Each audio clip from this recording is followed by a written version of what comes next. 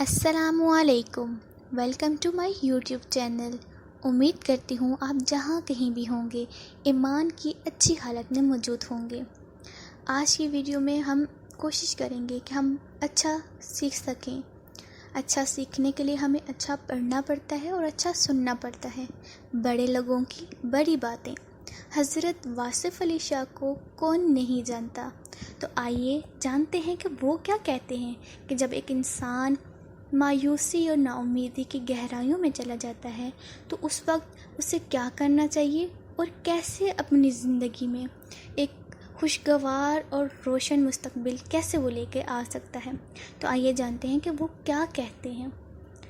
حضرت واصف علی شاہ کہتے ہیں کہ جس طرح موسم کے بدلنے کا وقت ہوتا ہے اسی طرح وقت کے بدلنے کا بھی موسم ہوتا ہے، یعنی موسم تو بدلتا ہے، اس طرح ہمارا وقت جو ہے، اگر آج اچھا وقت چل رہا ہے تو اس کے ساتھ برا وقت تو ضرور ہم نے اپنے مائنڈ میں رکھنا ہے لیکن اگر ہمارا برا وقت چل رہا ہے تو یقین کیجیے ہر مشکل کے ساتھ آسانی ہے، یہ تو ہمیں معلوم ہے۔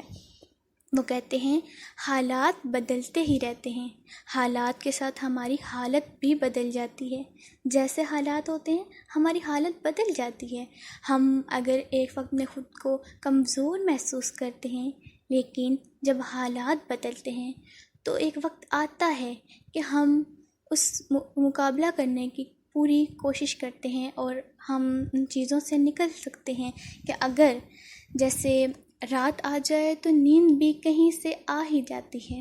وہ انسان کامیاب ہوتا ہے جس نے ابتلا کی تاریکیوں میں امید کا چراغ روشن رکھا، یعنی کچھ بھی ہو گیا، اس پر کچھ بھی کیسے بھی حالات آئے، اس نے کیا کیا؟ امید کا چراغ روشن رکھا۔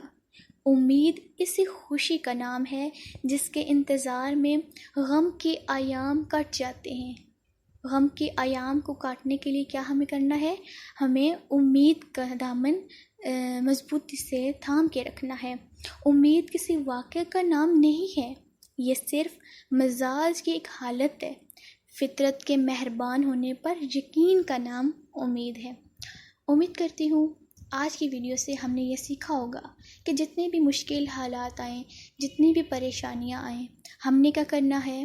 امید کا چراغ روشن رکھنا ہے۔ ہم نے فطرت کے مہربان ہونے پر یقین رکھنا ہے۔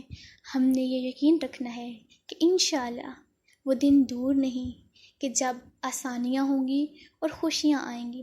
ہمیشہ اپنے اندر امید کا چراغ روشن رکھنا ہے، خود بھی خوش رہنا ہے اور دوسروں کو بھی خوش رکھنا ہے۔